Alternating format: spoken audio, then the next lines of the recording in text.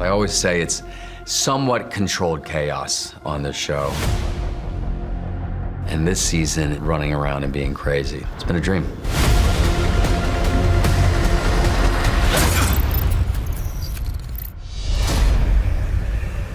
The only thing better than one Aaron Paul is several.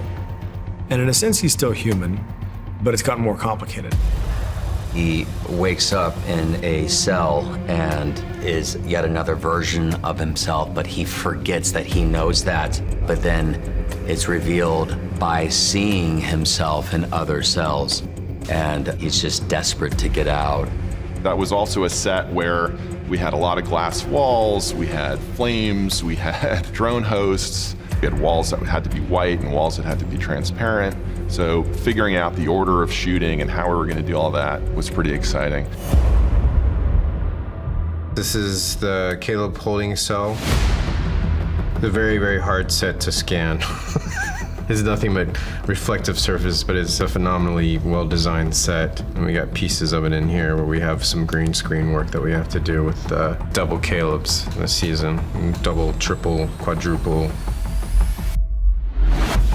I still think that despite the fact that he's had the Delos treatment and is now a replica of his former self, that there's so much humanity in him. Even though it's illogical, he doesn't stop fighting because he's fighting for something bigger than himself. He's fighting for his daughter. The stunt department on this show is just the top of their game. So I do everything up to a point, and then when, I could hurt myself, I just leave it up to the professionals and I go eat a sandwich somewhere. Aaron is game. Throughout this whole process, he's quick to tell you if there's something that he doesn't feel comfortable doing, but more often than not, he's happy to try everything. One of the big questions for us was how to make the transition from the duct to the actual fall. We had multiple falls because at that point, there's multiple Calebs. So we had him coming out of the duct on the wire with a stunt guy, which was one decaying Caleb. And then we had two stunt guys at one point, and then we had a stunt guy and a dummy. And in the end, I think it worked out fine.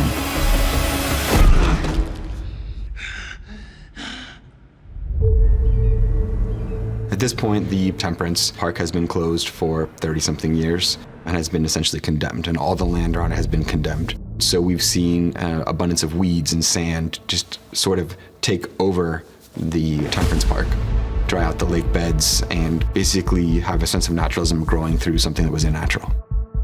Our Temperance Street was down here through the Middle Throat. We called it Cicero Ave, kind of based off of Capone's hometown. In the background, you see the original high-rises of the 1920s of Michigan Ave and Lake Michigan. However, in this timeline, it is now a dried lake bed. As a personal motive and a possible Easter egg, in this painting, we also included potential future park expansions, which was a quick throwback to the original feature film. And we had Roman World as seen here by the ruins of the Colosseum. Fingers crossed that somehow this makes its way in. Aurora is just a total badass and just absolutely magnetic and compelling to watch. We needed an actor who could be strong, but also exhibit this kind of haunted vulnerability.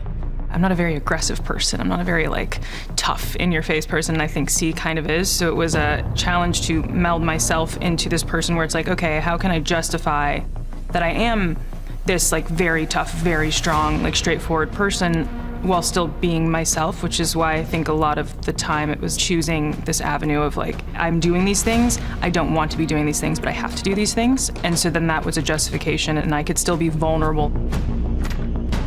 Cookie. Frankie, hey. It's your dad. I know you're out there, and if you're hearing this, I want you to know that you're going to win.